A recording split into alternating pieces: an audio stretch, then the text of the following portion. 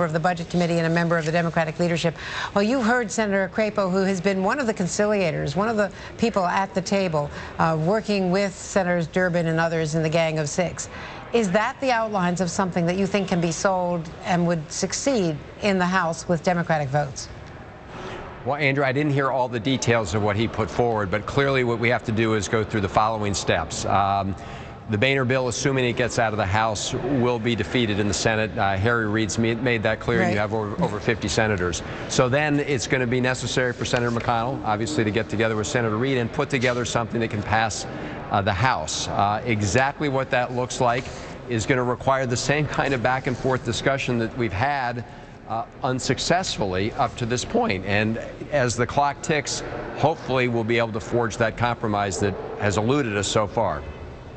What apparently they are holding out for is some kind of trigger, some kind of enforcement that down the road these cuts will be real, not notional cuts, not cuts of projected defense funding if we bring the troops home, that kind of deal, right. to get rid of the gimmicks. Well, that's right. And look, I think that you want to identify a target for deficit reduction. In other words, we want to reduce the deficit by agreed upon amount.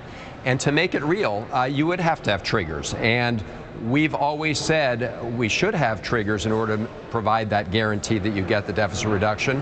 What's always happened is that our Republican colleagues have refused to have balance, meaning that we've said you have to have triggers that would have automatic cuts, but you also have triggers that have a revenue component, triggers that would generate revenue, whether it's from closing corporate tax loopholes or whether it's from asking folks at the very top to take more, or any other ideas our Republican colleagues may have to make sure we have a balanced approach, that we don't end up balancing the budget by slashing Medicare, slashing Medicaid, and cutting education. The president has said $3 in cutting spending to $1 in revenue as part of a balanced package. So if you could design a package that had triggers that had that kind of balance, that would be a potential way forward, yes. Congressman, should the president veto a short-term deal? Let's say this all collapses, the negotiations over the weekend don't pan out, and what he has handed is really less than what he wants, a short-term deal. He hasn't won on taxes, he hasn't won on the duration of it.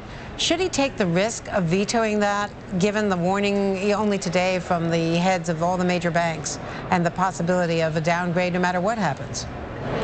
Well, Andrea, I think if you were talking about a couple days in order to try and seal a deal that was pretty much made, that would be one thing. I think the president even indicated in the past that he'd be open to that if a deal was in sight. But there's no reason to put the economy in even greater jeopardy 5 months from now than we are today, which is exactly what the Boehner proposal would do. It would keep that cloud over the economy. It would create instability. It would continue to threaten increased interest rates and losses in people's retirement accounts. And the president's right to say, we cannot afford that. Our economy is fragile right now. We should do nothing that hurts it more. And that's unfortunately what the Boehner proposal does. Chris Van Hollen, I'm hearing a little bit of daylight, though. I'm beginning to see people talking in the same ballpark, at least. I'm betting that this is going to be an interesting weekend. Yes. You put your finger on it. If you can create a mechanism so that if you don't get the deficit savings through the normal process, you have these triggers that guarantee that deficit savings in a balanced way through both spending cuts but also revenue, then you can get there, because then you're guaranteed that you get the deficit reduction at the end of the day. That would allow you to make sure you can extend the debt ceiling for whatever period of time you want. Chris Van Hollen, thank you very much. Thank you. Thanks for joining us. And Speaker Boehner is expected to hold